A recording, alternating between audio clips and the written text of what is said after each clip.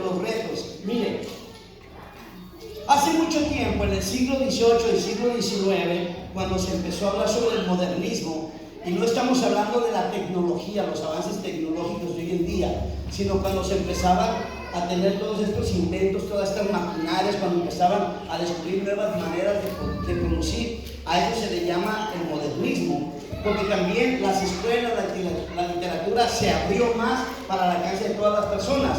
Entonces los grandes filósofos de la época decían que una vez que arrancara el modernismo, aparecería la diosa razón, y que con la diosa razón iría disminuyendo la fe, porque con la razón y con el acceso que tenemos a toda la literatura y estudios, todo tendría una razón de ser, y entonces la fe sería nula. Ya estamos en el postmodernismo, ya pasamos la época del modernismo, estamos en el post, ya lo pasamos. Sí vino el modernismo, porque mire todo lo que tenemos, mire todas las ideologías, toda la filosofía, sí ha habido en decadencia la fe, pero la diosa razón perdió. La diosa razón perdió. No somos una humanidad que razona, no lo somos. Mire, fíjese cómo está esta situación. No recuerdo en qué país de Europa, no sé si fue España o probablemente en Italia, pero también ahí ya está permitida que las personas se declaren hombre o mujer, dependiendo. Pues está este caso, y usted dígame, es un país avanzado, un país del primer mundo, un país que nos adelanta mucho en la manera de razonar, pero imagínense, sucede que una persona se molestó con su esposa y le puso una zarandeada, pero de aquellas, que la dejó como Santo Cristo, bien golpeada. Desde luego, pues la señora lo va a demandar, ¿verdad? Y este señor, pues de alguna manera quiere evitar la cárcel. ¿Qué voy a hacer para evitar la cárcel? Pues sencillamente descubre que en las leyes de su país, cuando un hombre ataca a una mujer, la pena es muy severa, y que iban a ser años de cárcel, y que al mismo tiempo iba a tener que desembolsar cierto dinero para ayudarle. Pero cuando el incidente es entre una mujer y otra mujer, no hay pena tan severa. ¿Por qué? Porque las dos tienen la misma facilidad, la misma oportunidad, la misma capacidad, porque son dos mujeres, tienen la misma fuerza, la misma ventaja. Entonces, ¿por qué van a acusarlo de una manera tan severa? Si simplemente por la otra tonta que no se supo defender, pues se quedó. ¿Qué creen que hizo este hombre? Un día antes de la corte del juicio, fue y se declaró mujer. Ya está su acta, ya no te llamas Pancho, te llamas Pancha. Ya está el acta, y el día que se presenta el juicio, a usted lo vamos a condenar un momento, y que presenta su carta, y el juez cuando la ley dice, no hay delito que seguir, porque esta mujer golpeó a una mujer. Eso es razonar, pero sucede. En Argentina pasó algo similar. En Argentina los delfines no pagan impuestos. Yo no sé si aquí en Estados Unidos pagan, ¿verdad? Creo que no. Pero en Argentina los delfines no pagan impuestos, los animales no pagan impuestos. Entonces este hombre le dio una gran cantidad de dinero a los impuestos. Y él decía, ¿cómo le hago? Bendita ideología de género. Ahora sí ya tengo la solución, que va y que se declara delfín. Y cuando llegó ante el Departamento de Tesoro, le dice, yo soy delfín y yo no puedo pagar impuestos. Y le perdonaron la deuda. ¿Dónde está la razón? Dígame. ¿Hay razón en este mundo avanzado? No lo hay, hemos perdido la razón, hemos perdido la fe y hemos perdido la capacidad de razonar. Si yo hubiera sido el agente que lo recibe, yo le hubiera dicho, ¿y qué está haciendo fuera del agua? Primero. Segundo, le hubiera dicho, muéstrame la cola del delfín. Tercero, a ver, hágale como delfín. No, es un pato. Tercero, se me hace que le pongo uno, y si me responde como hombre, entonces no es delfín. Y en Europa, yo le hubiera dicho al hombre, bájese los pantalones y déjeme ver que es mujer, ¿verdad? Eso hubiera sido razonar, pero las leyes y las normas han sido creadas por esas grandes mentes pensantes, pero verdaderamente no han razonado. Entonces, sí hemos disminuido en la fe, sí, porque las iglesias ya no están tan llenas como al principio. Y antes la fe era algo que se transmitía de generación en generación. ¿Sí no es cierto? Muchos de nosotros somos católicos porque nuestros padres fueron católicos, porque nuestros abuelitos fueron católicos, y estoy seguro que mi tatarabuelo, ni mis abuelos, ni no sé qué tantas cosas, también eran católicos.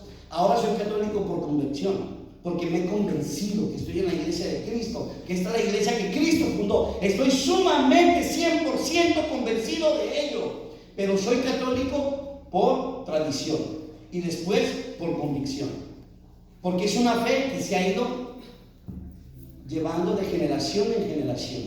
Pero ahora ya no existe eso. Estamos en un país donde queremos que nuestros hijos descubran su propia fe. ¿Y qué fe van a descubrir? ¿La del viejo Macuco? O yo no sé qué tantas, se van a hacer budistas sin conocer a Buda. Se van a hacer musulmanes simple y sencillamente porque es una nueva moda. O sea, ¿qué es la fe? ¿Qué le estamos cediendo a nuestros hijos? Si hemos perdido la fe, ya no celebramos la fe de la misma manera como la celebrábamos antes. Y no digo ustedes, sino me estoy refiriendo a una humanidad que está allá afuera. Pero nosotros también estamos a punto de perder la fe si no perseveramos en la oración, si no perseveramos en la Biblia, si no perseveramos en la formación y en la enseñanza. Conocemos el catecismo de la Iglesia Católica, conocemos lo que la Iglesia dice sobre este asunto, sobre este otro y sobre otro asunto, conocemos verdaderamente lo que la Iglesia nos ha legado. Eso sería mantenernos firmes en la fe. Hoy nuestros hijos necesitan saber más. Una ocasión cuando veníamos, creo que iba a llevar a mi hija, veníamos en el freeway y me hace una pregunta: ¿por qué está la guerra en Tierra Santa? ¿Por qué esos países siempre están en guerra? Y yo dije, por cuestiones que están en la Biblia. Y ella es hija de un predicador. Ella es hija de una persona que ha estado todo el tiempo en la iglesia. Ella creció prácticamente en la iglesia, desconocía esa parte de la historia de la Biblia. También nosotros como predicadores, como servidores, tal vez a veces se nos ha escapado algo. Tenemos que estar alertas. Le tuve que explicar la historia de Abraham, de que tuvo dos hijos, uno ilegítimo, Isaac e Ismael. Isaac es la rama de los judíos, Ismael la rama de los musulmanes. Y le empecé a explicar que no es el pleito por una tierra, sino por quién es el primogénito. Los musulmanes dicen que es Ismael porque es el primero que nació, pero los judíos dicen que es Isaac porque es el hijo legítimo. Y en eso está el pleito, en eso se vale. Le digo, el día que se pongan de acuerdo y que se reconcilien, se va a acabar la guerra, ese día. Y mi hija quedó tan satisfecha con esa explicación, y entonces entendió que todo lo que gira aquí alrededor parte de la historia de la salvación. Pero si yo no desconociera eso, mi hija hubiera seguido con esa duda por siempre y no hubiera entendido las cosas sagradas de la Biblia. Tenemos que formarnos, tenemos que crecer en el conocimiento. Cuando tus hijos te digan, pero ¿por qué crees en la Virgen? ¿Cuál es más poderosa? Muchos dicen que la Guadalupana, otros dicen que la de Fátima, otros dicen que la de Zapopan. ¿Cuál es la más poderosa, mami? A ver, aquí vamos a seguir a la Virgen, que es más poderosa. A esa sí que vamos a echar ganas. Así que, ¿cuál es la más poderosa? ¿Y qué le vas a decir? Es la misma. ¿Por qué es la misma, mami? Si cada una está vestida diferente.